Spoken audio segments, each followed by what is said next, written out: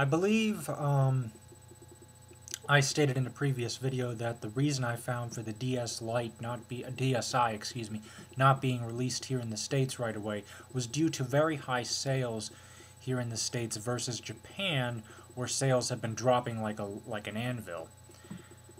I found a very interesting article, and let me pull it up here. This has to do with the DSi's release date in relation to the US. Here's what we've got. Once this loads. I hope this is gonna, yeah, there it goes. Okay. The article is no DSi release in the US until after April of '09. So before I begin the article, let me just state that in my personal view, it looks to me like we're not seeing it until at least June. I would say sometime in the summer. Actually, it'd be a perfect summer release. I mean, kids are out of school. They'd want to see something new on the shelves, something to occupy them during the summer, when they're not at summer camp, obviously. So I think this might work. And for those who are older individuals trying to find something to do over the summer, yeah, this might work. I can't seem to find unless this is the author. Oh, here we go. Yeah. It was written at 8:40 in the morning on the 3rd of October 2008, and again, the article is no DSi release in the U.S. until after April of '09. So I'm going to begin reading here, and I'll provide a link in the video description. Nintendo of America President Reggie Fils-Aimé has stated that the newly unveiled DSi will not go on sale in North America until the next fiscal year, sometime after April of '09. Fils-Aimé also said he didn't expect consumers to put off a purchase of the DSLite in anticipation of the DSi release. Instead, the company is hoping that users will upgrade from the DSLite to the new model at a later date.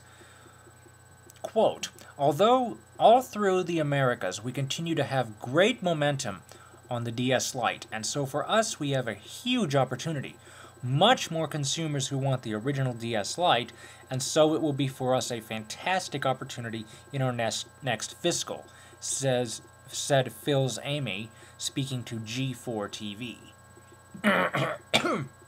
Excuse me. Quote, the critical decision for those consumers is how long do you wait? We haven't announced a launch date, and really for us it's going to be in our next fiscal, so certainly after April. That's a long time to wait for a consumer who would be bypassing new titles like Chrono Trigger.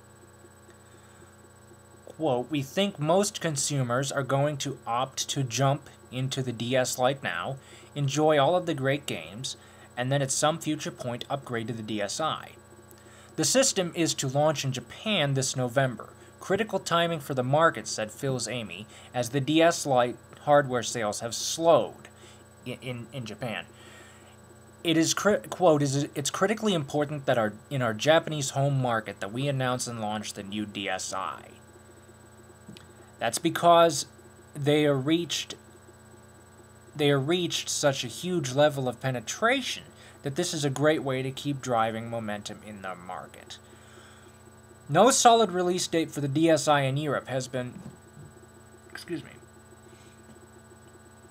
yet been announced, with Nintendo only penciling a spring release. With that, I would like to comment that somebody suggested that I go ahead and do just that. That I purchase a DSLite and upgrade to a DSi at a later date. Here's the question I have for you. If I were to do that, how much would I be able to get for it towards the DSi?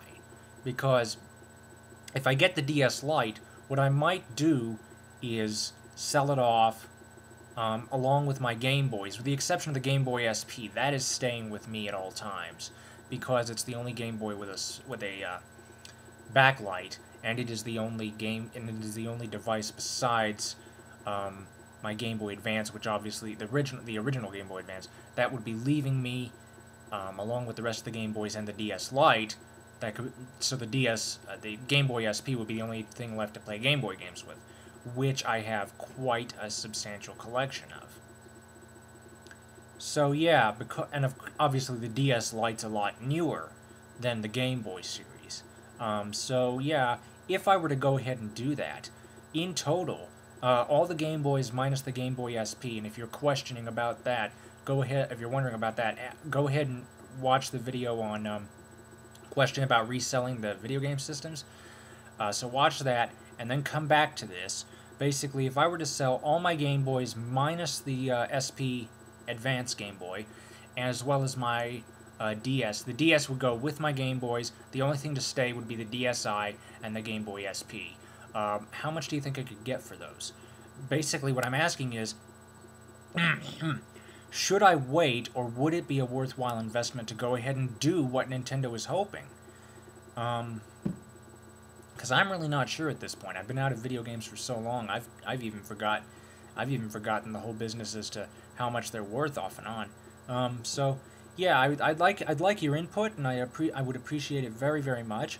And I thank everybody in advance for their contributions. Thank you for watching. Please don't comment negatively. If you're wondering about my glasses, it's because I'm visually impaired. Please watch my video, No Glasses Equals How Much Vision, for more information on that.